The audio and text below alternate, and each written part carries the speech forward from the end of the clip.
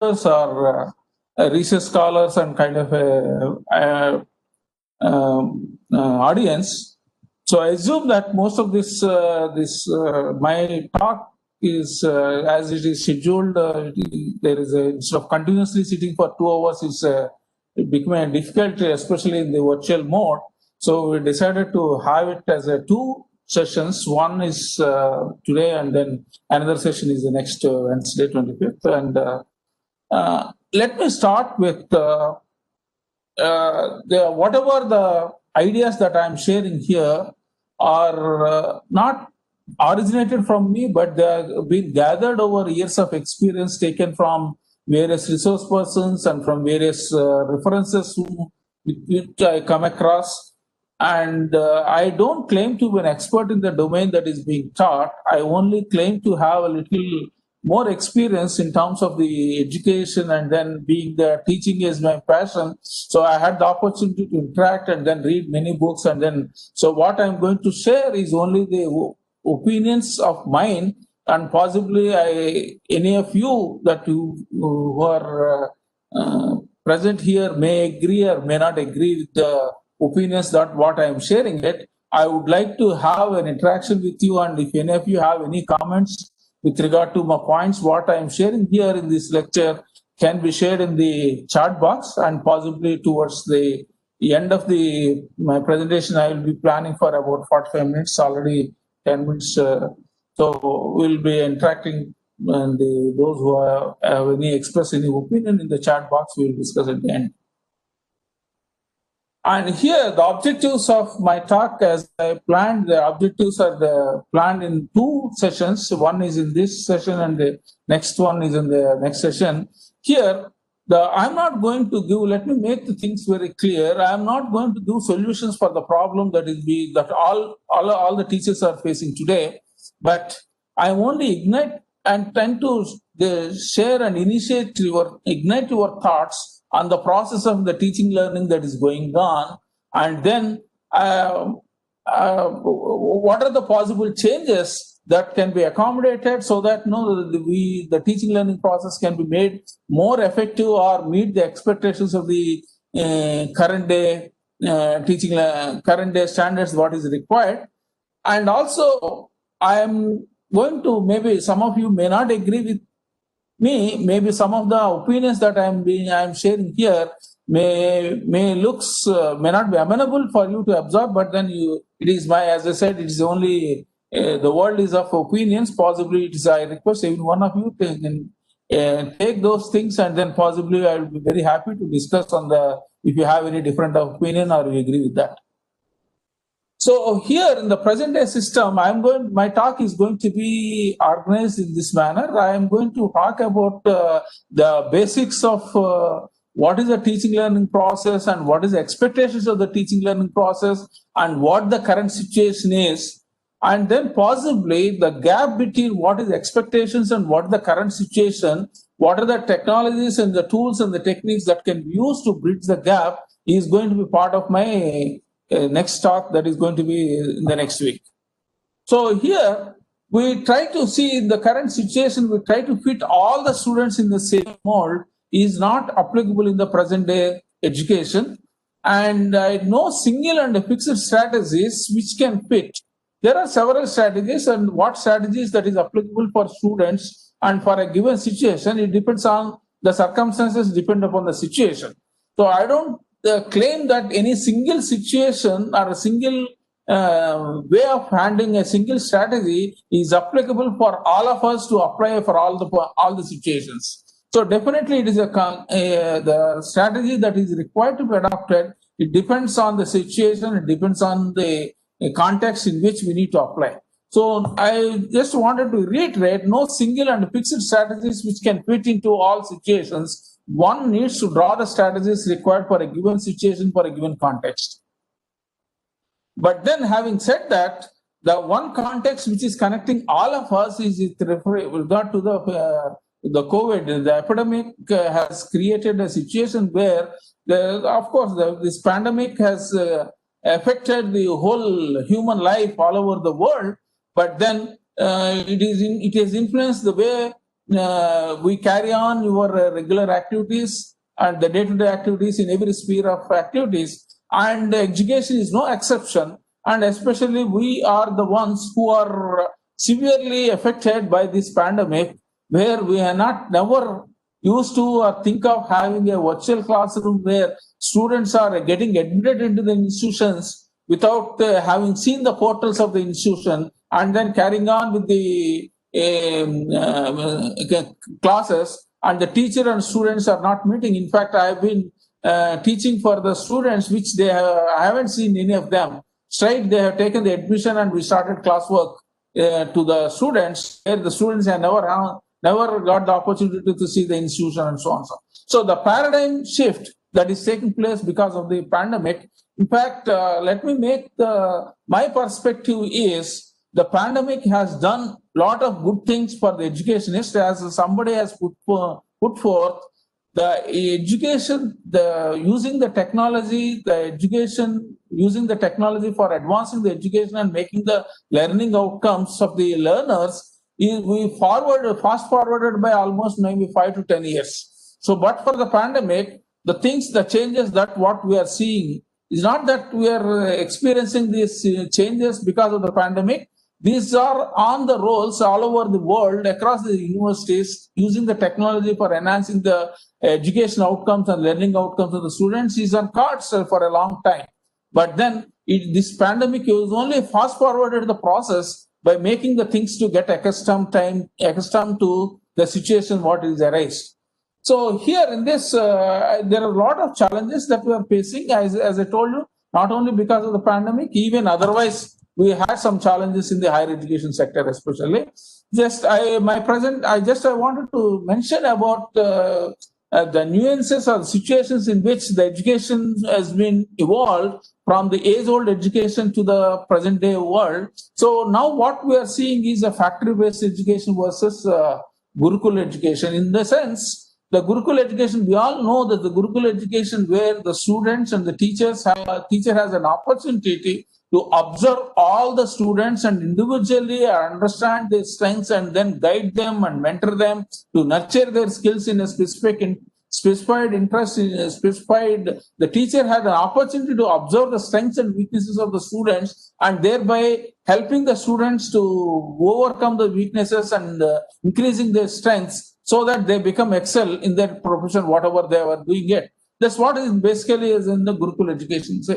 But now, if we look at the present scenario of the factory-based, I call this a factory-based education in the sense because we assume, if you look at the process of that what is undergoing now, it is something like the students of 90 students, 100 students are entering into your classroom or into the portals of the education institution. Now, as a teacher, what are the standard? So we are assuming that all the students, 100 students that are entering into the portals of a class are all having the same kind of a material and they have the same prerequisites, and then we are trying to build over the prerequisites we assume that they already have it. Now, and then it is something like there's the material is coming in, the process is going on, and then this outcome, the product is coming out. So more or less, possibly I will be very happy to discuss with somebody who do not agree with this opinion, but then more or less, may not be all the case, but more or less that's what is happening. But now all of us are aware of the new education policy. The new education policy directs that all the education institutions, there is a paradigm shift in terms of the and understand the student interest and then nurture the students' interest and drive them to the areas in which they are interested, be it arts or be it science and so on and so forth. So new education policy enforces that identifies that it is very much required that the students should not be forced into something, but the student must be given an opportunity to excel in the profession or in the areas in which they would be interested in.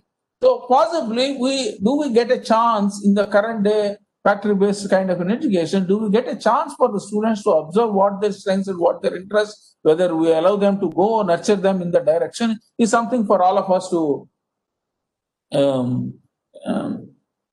discuss and then come out with certain possible solutions. Possibly now what is assumed is seat time is constant. That means the students who are sitting in my class, the seat time is constant for all the 90 students or 100 students or 120 students based on the class strength. Now, is the learning among all the students of sitting in my class of 90 or 100, is it a constant? No. It's obviously, it's all of us know that, agree that it is learning is a variable. Now, when 90 students of them I'm initiating an education process where 90 students of them are sitting in my class and the learning is a variable. The most important challenge that I am facing today is how do I make the learners, all the 90 learners or 90 or 100 students sitting in the class or going through the program are going to make the learning realize the similar or same learning outcomes. That is the biggest challenge that we are facing today. And then the present day system is insensitive to varying needs of the skills of the students, right? Varying needs of the skills of the students is the most important because the students, all 90 students are all 90 or 100 students, are all 100 different human beings having the different interests and different capabilities, different human endeavors. Then, but possibly we are not in a position to address the diversified nature of the skills or diversified ability of the learners. We are unable to take that into consideration.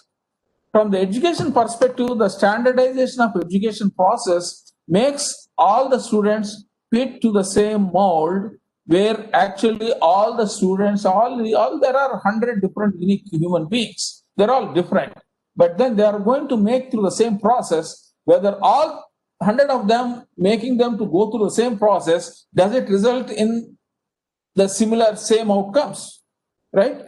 I'm sure all of you agree that that's not but is it, I'm sure all of you agree with me that yes, all 100 students are going through a process. We wanted to ensure that all 100 students have to go through the similar kind of a learning outcomes should be realized. That's what the objective of your, when we frame through the NBA, we frame the national program outcomes, course outcomes. We expect that the learning outcomes from all the graduates who are coming out of the program should be almost near same.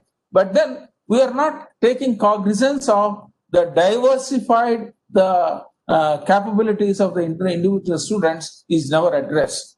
But then I'm not saying that please don't mistake me that I'm not recommending that go back to the Gurukul days where the students, the teacher has an opportunity to observe the students' strengths and then guide them and mentor them so that they can excel. But then what I want to is there is a big gap in the expectations in the gap and what is happening, right? And now, on one side, there's the gap that is existing. Now, if you look at the old paradigm of a teacher as a prime source of knowledge, so prime source of knowledge is no longer valid. Now the students and the internet and all these are the students to whom we are teaching is our 21st century learners. They are very quick and they're adaptable to changes in the technologies and they're very quick to adapt themselves to the different technologies and they will be very fast and they have all sources of information is available thanks to the internet and thanks to the information evolution where any information that you want in anything, the student can sit in his laptop and get the lecture from the Stanford or any best institution. They can get the lectures to their desktop or the laptop, right? So if it is, and that is one side. On the other side, the old paradigm of teacher as a prime source of knowledge is no longer valid. And in that scenario, if the teacher continues to say that I will tell what I know, right? That is one dimension. And that's the teacher is on one dimension where I know I will share what I know. The other dimension is the students. Whatever is required to learn, I have resources to learn. I will find out what I need to know.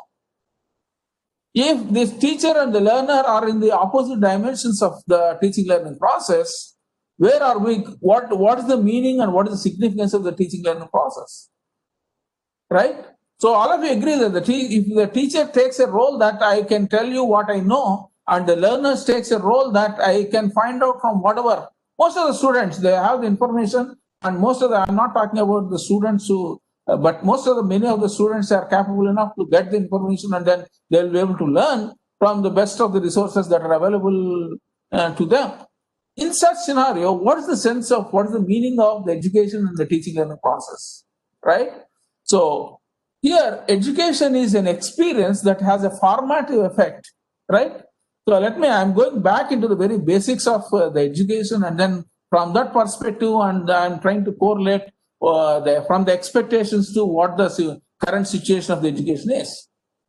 And education is an experience that has a formative effect on the way one thinks, on the way student thinks, on the way student feels, and the way the student acts. That is what is the essence of the education is. That means when a student is undergoing an education, it should have a formative effect on the way he thinks. That's what we call it as a development and the cognitive skills. And then the way he feels, that means essentially it should affect him in the affective domain, and then in the learning in the affective domain, and the way he acts is important. That's what we call as the psychomotor skills. So that means when a student, what the purpose of the education is to provide them an experience through which the learning takes place in the students by improving his cognitive skills in the cognitive domain, as well as in the affective domain, as well as in the psychomotor domain, right?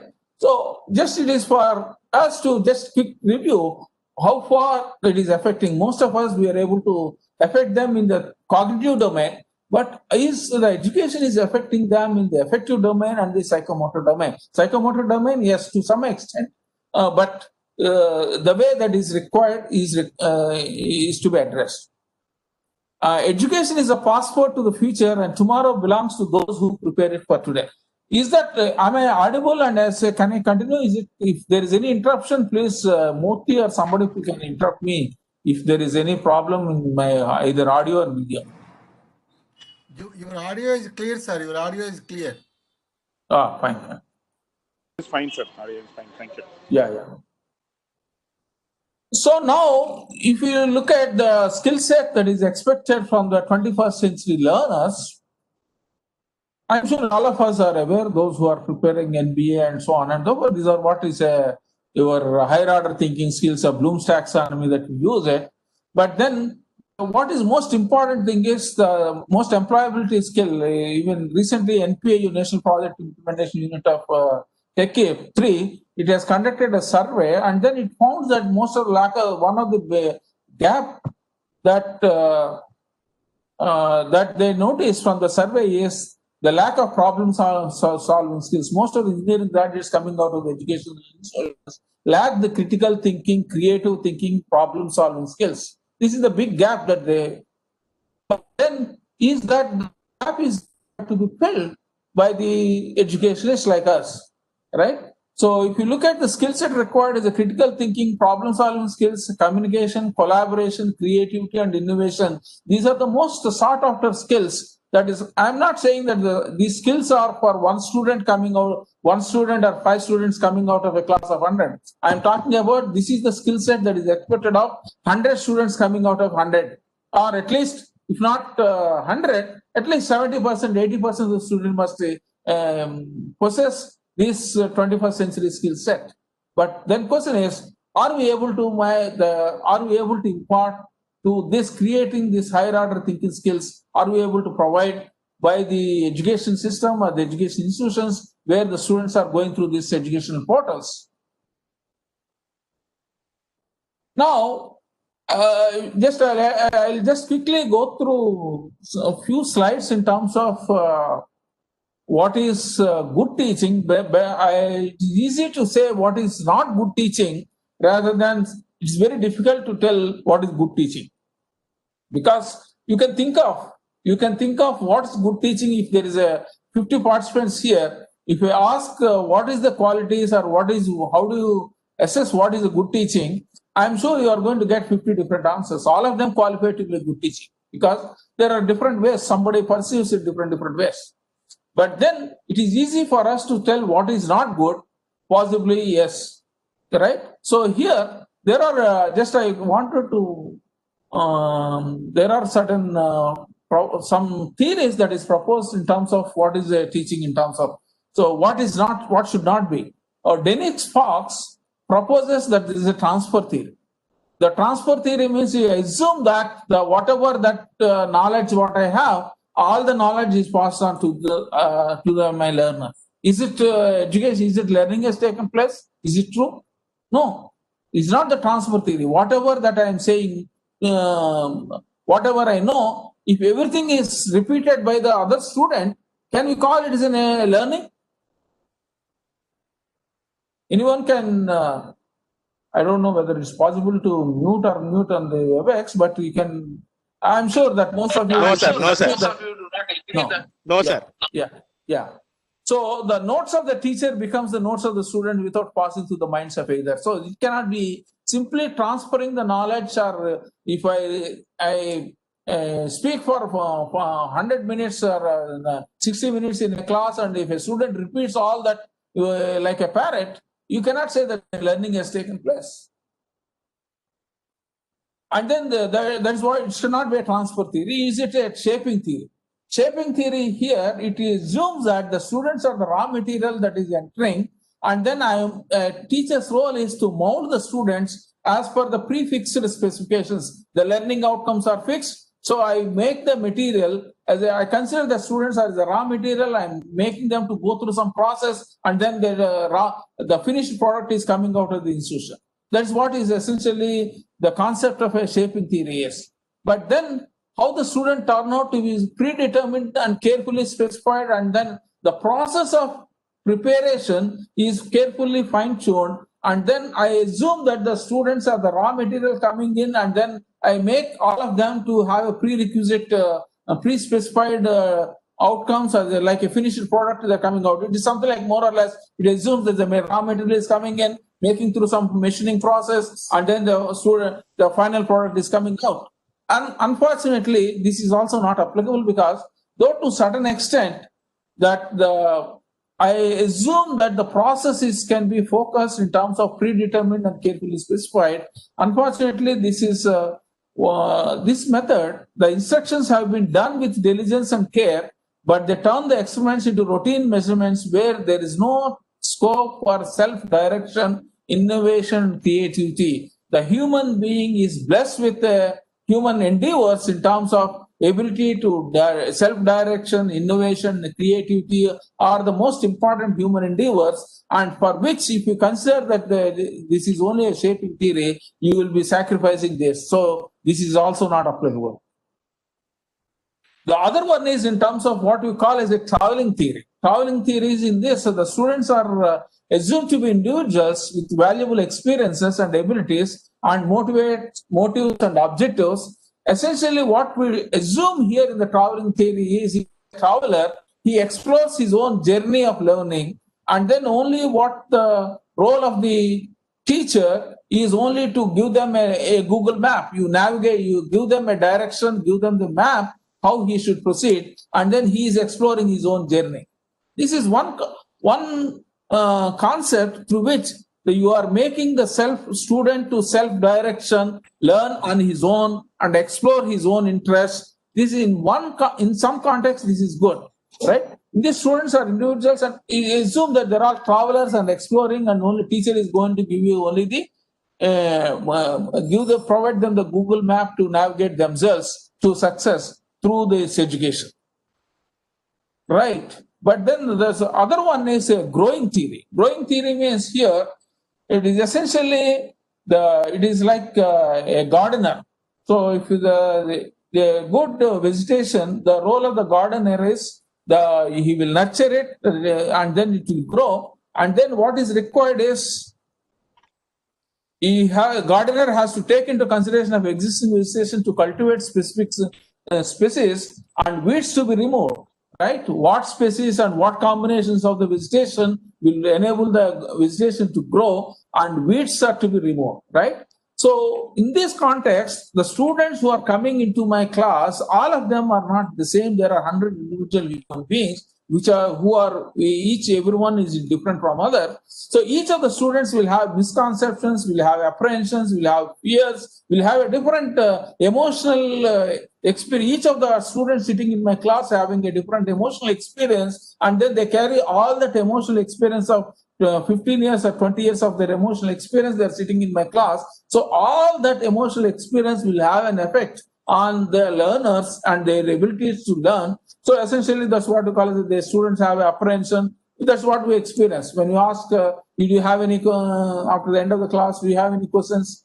Most of the students don't want to speak because there are several reasons. This is one of the reasons, because they have apprehensions, they have misconceptions, they are not confident of themselves, and then hardly they will ask. You ask, do you have any doubts? One or two students will respond, and then maybe once you go out of the classroom, behind you there will be another half a dozen students will come and ask you doubts outside the classroom.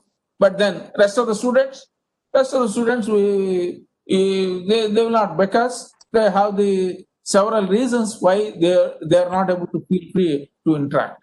Then what is the status of this? Am I teaching only for 5 students who respond in the class, another 5 students who ask me questions only outside the classroom? But what about rest of the 90 students, rest of the 80 students?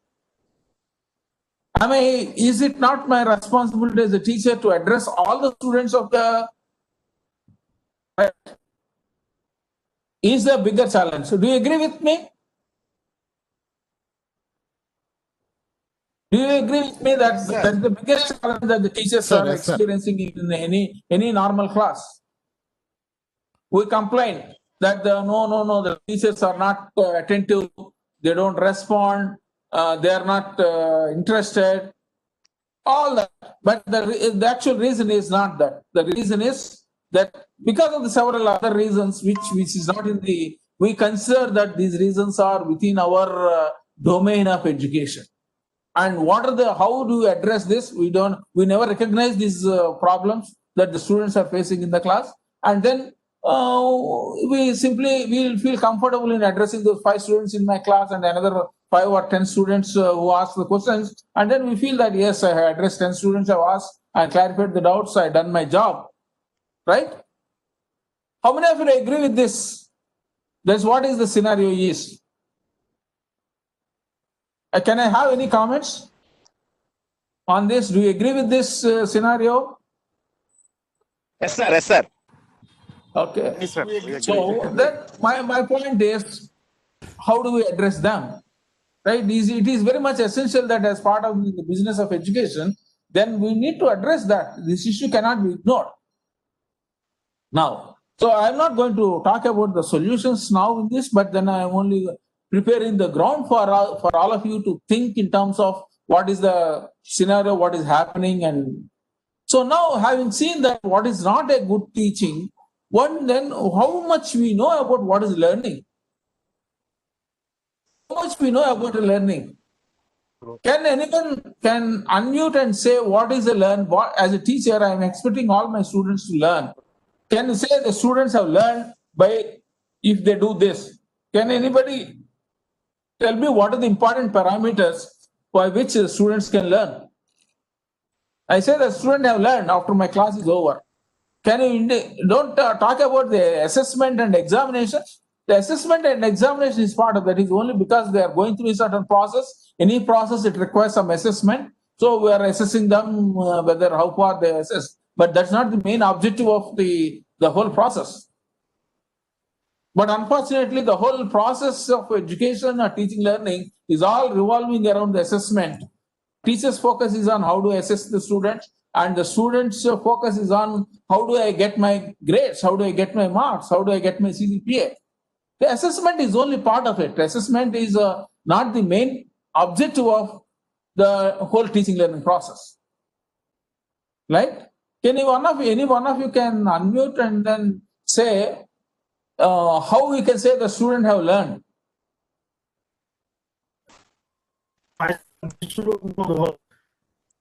When the student raises question,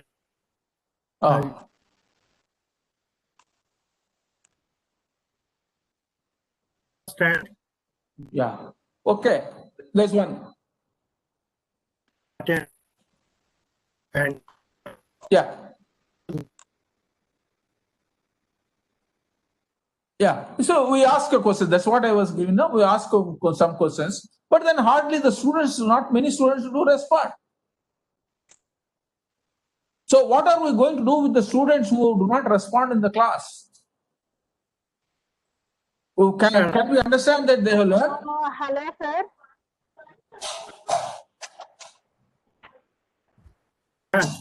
Let me see if there are any. I request you to post your. if students raise the question, then we understand that. Yeah, I agree with you. But the question is, how many students who respond in the class? Right? There are several reasons. I'm not getting into details of why they don't respond. But then, if the only way to learn whether the student has learned or not, understand whether the student has learned or not, only through asking questions, and the students do not ask questions, then how are you going to assess whether they have learned or not? Sir, Yes, please.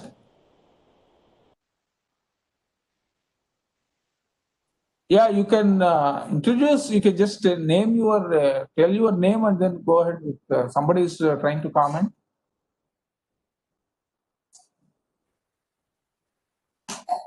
Okay. Hello, sir. So here, if we learning results from what the student does and think, and only from what the student does and think, the teacher can advance the learning only by influencing what the student does to learn. Right? I repeat, I request all of you. The learning results from, we can say a student has learned only by what he does and what he thinks.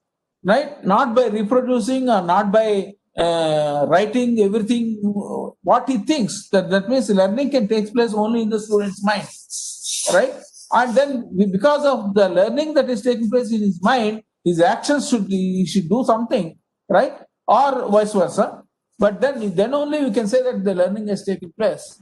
And the teachers, what the role of the teachers? The role of the teacher is only can advance the learning by influencing the student, engaging the students to do something to learn. Right? I cannot make the student to learn. Student only has to learn. If the student has to learn, he has to do something. So the job of the teacher is to direct the students to do something, so that through that engaging the students through some activities, there must be a learning should take place. Then only you can say the learning is taking place. okay, sir. Sir, one Yes, more please. thing, sir. Here, from the student perspective, if we are thinking, student always will see that, or rather the learning, okay, 10 to 20%, remaining achievement of the marks, achievement of the grades. So how much means maximum 90% we want to achieve, like that. The student marks wise or grade wise, they will always think like that. So how to motivate the student? Not only the marks are not the main important criteria. So learning is also is required. How to motivate? Absolutely. The That's student? what absolutely. That's what I wanted to raise it. And please hold on for a while. I'll go through possibly. I'm not Okay. sure whether I will answer that answer to that question in this session or in the next session. Okay. Okay. Thank you. Yeah, that Thank is. you, I sir. want. Myself, I am Nagamani. making the Okay, I ground will clear. take, sir. Sir, Yeah, sir. I am making the. Yes, please. Yeah, actually, as far as learning is concerned, 25% of the 25% only collecting from the lecture, no, sir. Remaining Yeah. 75%, he has to gather from various sources, either Okay. through the peers or through the books, etc. But as far Okay. as we will come to know whether to what extent the student will be learn is not, there are different active learning methodologies are there. Sir. Yes, Say, yes, for absolutely, example, absolutely. think per share, you can take it. Through that, Uh, there are various ways to know that, sir. yeah. Yes, absolutely, absolutely. That's the point. What I want to drive is that there are active Yes, learning sir. strategies that are required to be addressed and that should be known to the teachers. I'm going to share some of them. Thank you. May I know Okay, who sir. is speaking? May I know who is Dr. speaking? Srinivas Rao, sir. Dr. Yeah. Srinivas Rao. Okay. Okay. Right. Thank you. Hello, sir. I'm Dr. Nagbhushan. Yeah, please. Yeah, from PDA College of Engineering, Gulbarga. So as far as my knowledge goes, Yeah. only 5 to 10% of the students will respond to our teaching, sir. Only by their body language will come to know whether they are understood or not. Yeah. And unless we go personally to them, they will not respond, sir. If you are on the dais, just go on giving the lecture, they won't respond. Unless we go to individual and then talk about their reactions, then only we can give some material to them. Otherwise, they won't That is respond, sir. absolutely. That's what the point. What I want to drive is a personalization. You Yeah, rightly pointed personalization. out. Personalization. In a class of 100, that's what I said in the Gurukula. For example, you take the story of Pandavas, right? So all 5 of them, because they are able to, each of them are excelled in a different ways, because there is an opportunity for the teacher to understand, Dronacharya to understand their strengths and then train them in that. Because there is a personalization is the key for their success. Yeah, unless we go to them personally, they won't interact. Now, the challenge is in a class of 100, you cannot say that I'll go for a personalization and then teach only 5 students in an hour or 10 students in an hour. You can't do that. But then you have 100 students. But then how do you achieve the personalization for 100 students? Right? And it cannot happen physically. It cannot happen physically in a 60 minutes. If you start interacting individually, your only interaction remains and the subject will not go. Right? It's not possible. Then how do I leverage the technology to do that personalization so that the learning can be enhanced in the students? That is the bigger objective of my talk.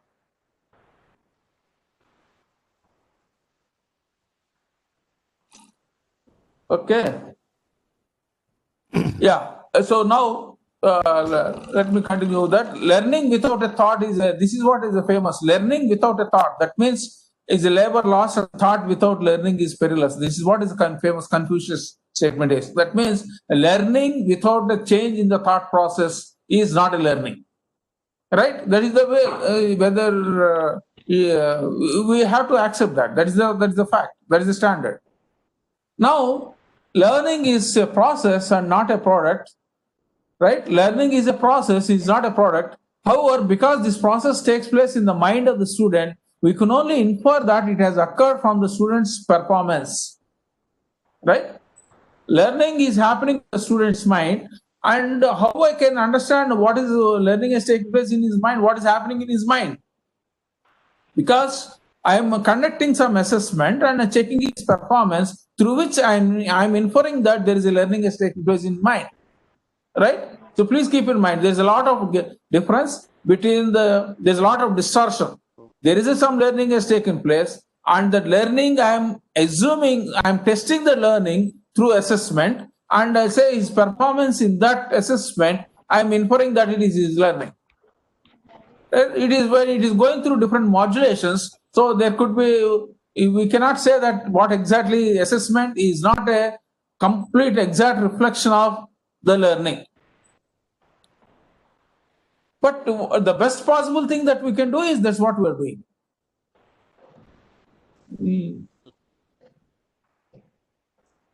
Yeah.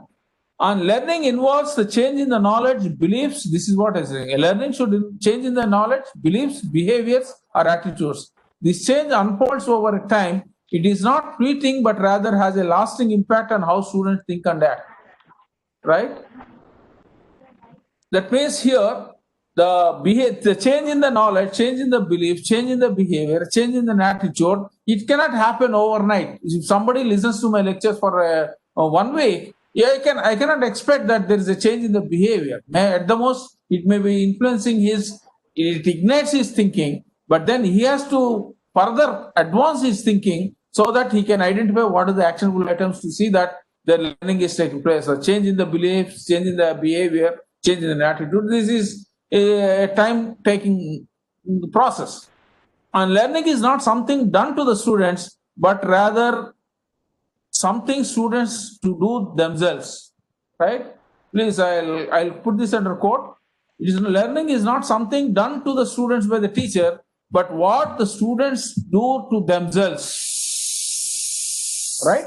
It is a direct result of how students interpret and respond to their experiences, whether See, please, experience, providing an experience of learning is the most important attribute through which the learner experiences, and hence it changes his thought process, it changes his, it influences him in affective domain, it influences him in psychomotor domain.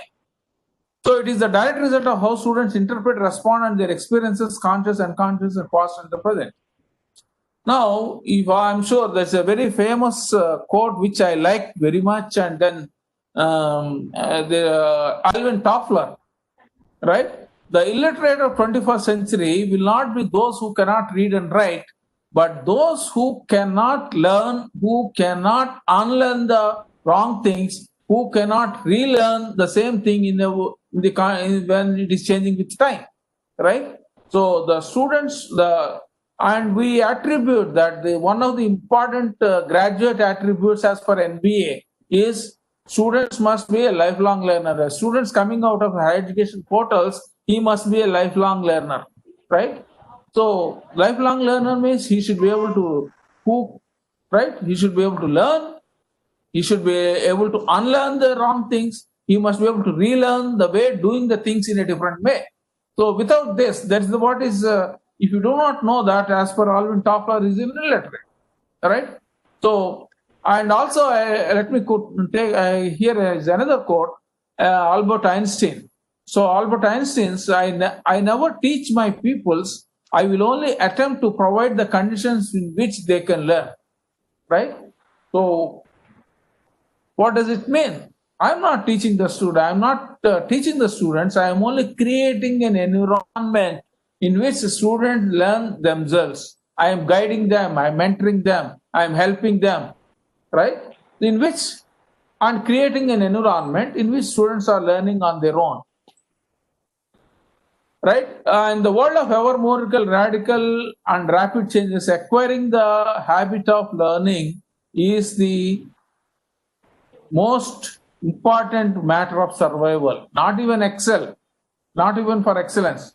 Unless you have a habit of learning, continuous learning, you cannot survive in this 21st century. So students are for the future workforce, and they must have this ability to learn. But then how far we are assuming that the focusing on the learners, or the learners are learning for developing the lifelong learning skills. So the objective of the teaching is to teach and engage the students in the mode of learning. Thus, teaching consists of getting students involved in the active construction of the knowledge, right? The teaching should contain the student must be engaged in the active construction of the knowledge. Where does that active construction take place? Active construction takes place in his own mind, right? So you create that environment, provide that resources, guide the students to engage themselves in some kind of an activity through which they construct the knowledge, they develop through the concept, they build the structure on the concept, and then they acquire the knowledge and the skill. A teacher requires not only knowledge of the subject matter, but a knowledge of how students learn and how to transform them into active learners. As somebody has pointed out, the active learning strategy. If I know that only the knowledge of the subject master, I am the master, I am assumed. I did my master's, I did my doctorate, and then I'm teaching in my domain. I'm taken for granted that I'm the master in the subject domain knowledge what I'm teaching. Nobody question about that. That is taken for granted.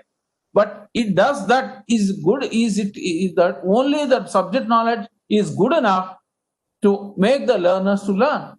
But the knowledge of how students learn, how to transform them into active learners, is an essential part of the teaching. But how much of the knowledge that I have, how students are learning, how to transform the students into an active learners, is something what we don't have any clue in the present day, because I did my master's, I did my doctorate, and then I've been teaching, and then I assume that I'm a fantastic expert in the subject domain, but that not necessarily that should result in a really making the learners to learn. And I say making the learners to learn, when I say making the learners to learn, is large spectrum of the students, not in the sitting in the class, not just few students. So good teaching then requires, good teaching then requires a commitment for the systematic understanding of the learning. It is required that the students must also understand how the learner learns must be an integral part of the knowledge to the teachers. Right? The aim of the teaching is not only to transmit information but also to transform students from passive recipients of the people's knowledge into active constructors of their own and others' knowledge. Right? I have my knowledge. I constructed the knowledge of any particular subject over the long years of wisdom. Now, can I transfer that? How I constructed this knowledge? Yeah, I should not transfer the building or the knowledge or structure what I had to them, but they should be able to build on their own. That means the teacher cannot transform without the students' active participation of the course. And teaching is fundamentally about creating the pedagogical, social, and ethical conditions under which students agree to take charge of their own learning, individually and collectively. Right? So there are a lot of changes taking place. Questions on the chat box. So I saw some questions. I will come to this questions in the chat box. And then, so now the success teacher-centric versus learner-centric, I'm sure all of you are aware of the need for going to be a learner-centric approach. So the success of this teaching depends on objectives of the course and resources that are available, characteristics of the participants, and the environment. The most important, the environment. What is the learning environment? What teacher is providing so that the students can construct their own learning, construct their own knowledge. Who is responsible for all this? It is essentially a teacher is responsible for all this. That means the teacher's role is not to share that information, what I understand, and share it in the class. If my role is over, no, that's not the. So it is essential that you should make the learner to learn. That is the role. The teacher is responsible for all this. Right? And then somebody was talking about how to motivate the objectives of the. So when I want to make the learners to actively learn, so there are different domains which can influence the learning. So that's what we call as the learning themes. That means improve the student learning. Right? To improve the student learning, what is required? Improve the student motivation. Somebody was asking about how to motivate that's motivating the students to learn is very much important first step in the teaching learning process. Right? And then improve the student engagement. How do I engage? What are the activities that are required to be identified so that student is engaged himself, so that there will be increasing first his motivation and then engaging the students, then that should result in the improving the learning in the students, right? These are the three important activities that should become part of the activity of the teacher. When teacher is planning for a lecture, these are all the motivation. I should address their motivation. Why should they learn? Why should they pay attention to it? As I said, most of the students are not motivated. Not motivated means the topic what I am discussing is not, they are not able to connect to their priorities, right? Either we should make them to feel that these are the priorities and then connect them, or if they already have the priorities, I should connect my subject matter to their priorities. That is what is part of your motivation is. And then engaging. So how do I have to plan certain engaging the students in different activities so that the student is engaged with some activities, so that during the process of engaging himself in that activity, he constructs his knowledge, he reinforces what the teacher says shared in the class, and then so that there will be a concept and the structure of the knowledge is built in his mind, which can be used over which he will be built further in the. So these are the three important. Improving the learning, improving the motivation, and improving the engagement of the activity. The quality of the learning depends on all the three. Quality of the motivation, quality of the student engagement, and then it speaks about the quality of the students' learning. Right, I am skipping some of the slides here. I'm sure all of you know the role of a teacher in the learner-centered classroom. So these are the activities, engaging the students in different activities in terms of group discussions and the peer learning. There's a lot of peer learning takes place. So you see here what the teacher is doing. So you are giving them the freedom for all the learners to express their point of view, and then he is moderating. He's a facilitator, right? So the teaching learning process, this is what it is. Now the teaching learning cycle is, the teaching is what for teaching? The objective of the teaching is make the learner to learn. If the learner do not learn, I cannot say my teaching is successful. If the teaching is to be successful, I can say only the purpose of the teaching is make the learner to learn. Whether if the teaching is to be successful, unless the learner learns, who ensures that, then we can say it's a successful teaching. And the teaching is for learning, and learning for what? Learning is, I'm assuming for industry, engineering, the domain. So the learning is for practice, right? The knowledge what they acquired here, they must be able to develop certain skills, develop the knowledge, so that when an unknown situation they encounter, they experience, because of the knowledge that they acquired, to think independently, they will be able to solve the problem which they have not experienced earlier, and that's what the industry needs. So they're looking at the problem, they should be able to develop some solutions which they haven't come across. That's what is creativity, innovation, problem solving skills, right? That's what is being demanded. This all the learning is essentially for that. Of course, a bridge this gap is you frame the curriculum and so on. But then you can look at this assessment is evaluation. Assessment is not in the essential cycle of a teaching is for learning. Learning is for practice, and practice for making that develop the skills. There is some curriculum, you predefined curriculum and predefined instructions through which you deliver it, and then student learns. But then assessment is only a process, because any process requires an assessment, and performance matrices are required, and then your assessment is only for the performance matrices, right? The focus is not, unfortunately, as somebody has pointed out, most of the students, they focus, the objective of the learning is only for assessing, right? Only to get the grades, only to get the CGPA. Yes, unfortunately, that's not the case. So it is as a teacher's responsibility to make them feel that it is not the assess marks is not important. What is important is your learning, so that your higher order thinking skills that you acquire through going through this program, through this course, yes, you will be able to solve some of the problems that you are going to face in an industry to excel in your career. That's what is. Yeah, here maybe I take another 5 minutes to close. Yes, sir. Please, sir. Yeah. Okay, Go ahead, sir. Go ahead. No problem. Go ahead, sir. Yeah, if there is no problem, I'd like to take a little more. But if there is restrictions, please. Yeah. Please go ahead, sir. No problem. Yeah. There are there are three ways of thinking about the teaching. Now there is a teaching skills, right? The teaching skills is the essentially understanding the learning. Teaching skills is motivation, engaging, and making the learner to learn. This is my teaching skills. And then to enable that, you need to understand what is the teaching model. For example, if it is a certain design subject, the model through which the learning takes place could be different from if it is a conceptual one.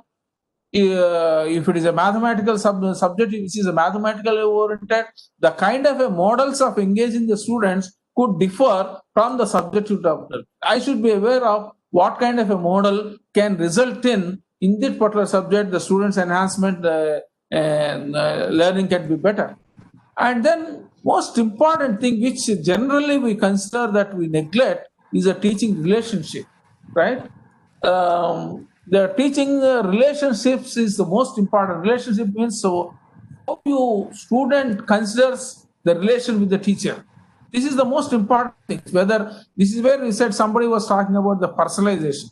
Unless a student's teacher attempts to go to the personalization level, the students will not open up their mind, right? So how do we make? Well, in fact, I am forced to give this example of David Goldberg. He's a well-known educationist. He quotes, if a student, you generally in a conventional class, you take a class and 50 minutes and then you ask, you have any doubts? Most of the students do not respond. Most of the students do not respond. What could be the possible reason? Any of you can post it in the chat box.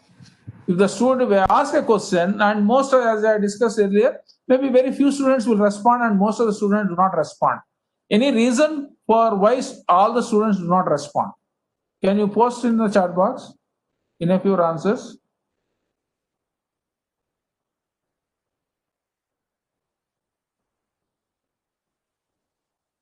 They are passive. Exactly. Why they are passive? Who is responsible for the students if they are passive? Mr. G. Naresh. They are not involved in the learning process. If they are not involved in the learning process, whose job is to make them involved in the learning process? Mostly students feel uncomfortable to open up. Why they won't open up? What do you distinguish between a student who open up and not open up? Who is responsible for shyness due to wrong answers? Absolutely. Right? Dr. Ramanikam. Yes. Shyness due to wrong answers, they are afraid to speak in a class. Yes. Right? Because as I told you, every student sitting in your class carries his emotional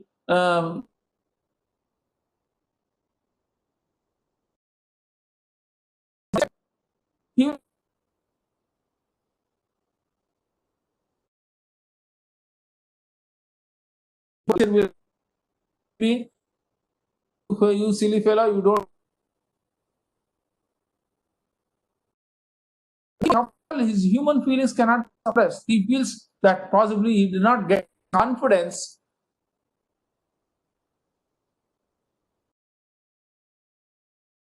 They are part of it. They are supposed to. What am I to? Is it teacher has something to do with it, or we can ignore them? Can we ignore them and go ahead with whatever we are comfortable with? Yes. This is what I want to. If the class environment is very much friendly approach, it all depends on the teacher's relationship. Right? David Goldberg, he says that essentially the students do not respond is essentially the student do not have trust on the teacher. Yes, if I speak wrong, the teacher is there to me to correct me. Teacher is not there to humiliate me. Teacher is there to help me. Teacher is there to motivate me. Teacher is there to help me. If the trust is built in the students will open up. Right? So it is essential that how do we build that? That requires that we need to build the relationship with the students, make the students feel comfortable with, and make the teacher is there to care for me, and then that's where you take the students to a cup of coffee, and then how there are so many things. There are no pre-specified activities. There are several activities by which teachers can build the relationships so that the students will feel comfortable to express their difficulties, open up the students. That's the fundamental requirement if the student has to learn. Yes, there are several activities. Right? Yes, the teacher need to be guide, facilitator, mentor, and so on. So what is important here is the integration of a technological, right? I must be a master in my domain knowledge. I should be a master in the pedagogical. What is pedagogical here? This is what is the learning. The art of understanding the learning by the learners, and art of understanding the learning by the learners is what is pedagogy is. I should understand the pedagogical principles associated with it. I should be able to content knowledge. That's what is the. So earlier it is only pedagogy, content knowledge. Content knowledge is sufficient, but then now we added another dimensions of PCK. We also add the technological. at how I can use the technology so that the technological knowledge, pedagogical knowledge, and the content knowledge, all these all three are essential if you really want master the art of teaching, right? So earlier it was not, the technology was not considered. Now there's a lot of technological developments that are taking place. This is technological knowledge is also adding another dimension for making the teachers to excel so that the learning outcomes are better, right? So you were recommend that technology, pedagogical and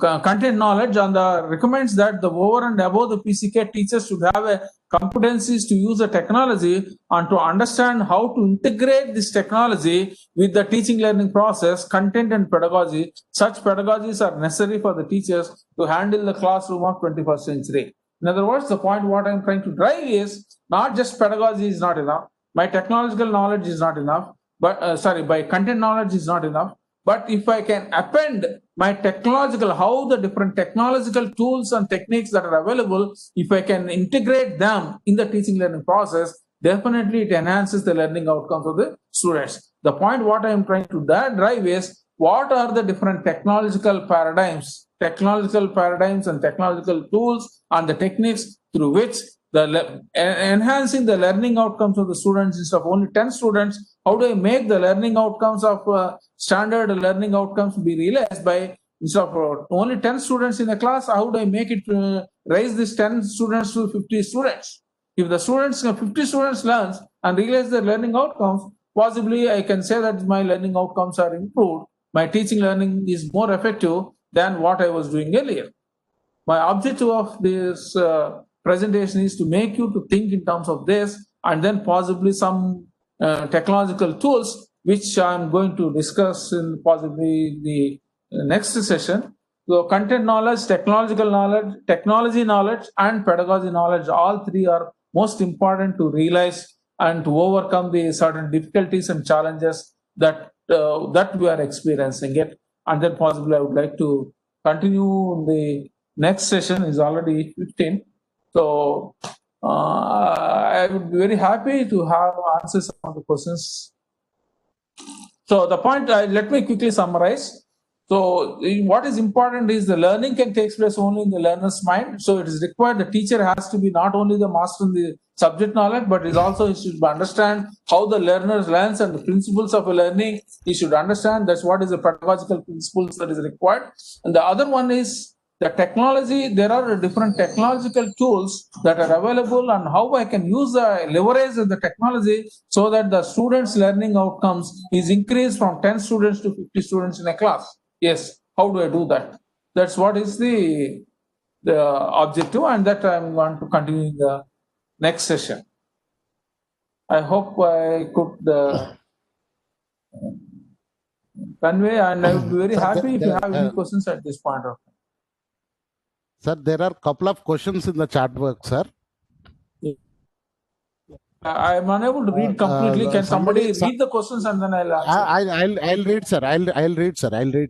I'll read for you. Yeah, some of the students in my class are most aggressive, indisciplined, and bad habits. So he has given how to tackle such type of students and how to save the good learners from these bad students. That is the essence of what he has written in the 4 or 5 lines. So, in fact, in the very first statement here, I am not going to give the solutions for the problems that the teachers are facing in today's class, right? No, this is, there are several, because there are several reasons for that. Possibly over a period of time, this is where is creating an environment is most important. Important environment in the institution, environment in the department, environment in the class, and the quality time that the teacher spends with the students. All these things makes a difference, right? I cannot say that any of the talk that I'm addressing, I'm going to give a solution for that kind of a scenario where the students are basically, it requires this is what my question is. There are students sitting in my class, all of them are not having they are having a different emotional baggage. So because of that, some will be very naughty, somebody will not listen, somebody is aggressive, somebody is very docile, all that. But then this is where actually, how do you carry out and take all the students with you to realize the outcome? That is the biggest challenge. In fact, I consider that teaching is the most complex profession compared to any other profession, because you are dealing with any other profession deals with the matter, right? It deals with the process, but this deals with the